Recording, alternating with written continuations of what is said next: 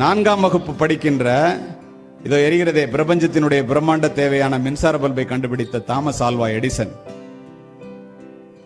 ஒரு ஆசிரியர் ஒரு கடிதத்தை எழுதி உங்க அம்மாட்ட தான் கொண்டு போய் கொடுக்கணும், வேற யார்ட்டையும் கொடுக்காதங்கிற. நம்ம போய் கொடுக்குறான். வாங்கி படிச்சுட்டு கதறி கதறி அழுகின்றாள் அந்த தாய். தாயினுடைய சிறப்பு எவ்வளவு பெரியது என்பதை நீங்களும் உணர்ந்து கொள்ளுங்கள். ஏமா அழுகுற, என்ன எழுதியிருக்குன்னு கேட்கிறான். 4 வயசு, 4வது படிக்கிற 10 வயசு பையன். இல்ல நீ ரொம்ப புத்திசாலி, வாத்தியார் கூட உனக்கு சொல்லிக் கொடுக்க முடியலையா, பக்கத்தில் இருக்கிற நூலகத்துல போய் நீ படின்னு சொல்லி எழுதியிருக்க. ஓ அப்படியா, அப்ப நாளையில இருந்து நூலகத்துக்கு போவோம், ஸ்கூலுக்கு போலாங்க. தினம் தினம் நூலகத்துக்கு செல்கின்றான். உங்களுக்கு தெரியும், ஆயிரக்கணக்கான கண்டுபிடிப்புகளை கண்டுபிடித்த தாமஸ் ஆல்வா எடிசனுடைய தாய் இறந்த பிறகு அந்த வீட்டை காலி பண்றதுக்காக புக்ஸ் எல்லாம் எடுத்து அடுக்கிறான். அதுல இருந்து ஒரு பேப்பர் கீழே விழுது.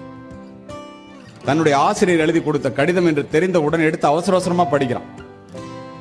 அதுல என்ன எழுதப்பட்டிருந்தது தெரியுமா? உன்னுடைய பிள்ளை மூளை வளர்ச்சி இல்லாத குழந்தை, இதை இந்த பள்ளியிலே சேர்த்துக் கொள்ள முடியாது, அழைத்துக் கொண்டு போய். பதறிப்போன அவன் கதறி கதறி அழுகின்றான்.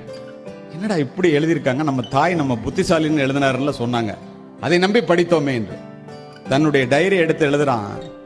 உலகத்திலேயே முட்டாளாக பிறந்த, மூளை வளர்ச்சி இல்லாமல் பிறந்த என்னை உலகத்திலேயே அறிவாளியாக மாற்றியது என்னுடைய படிக்காத ஏழை தாயே என்று எழுதுகின்றான்.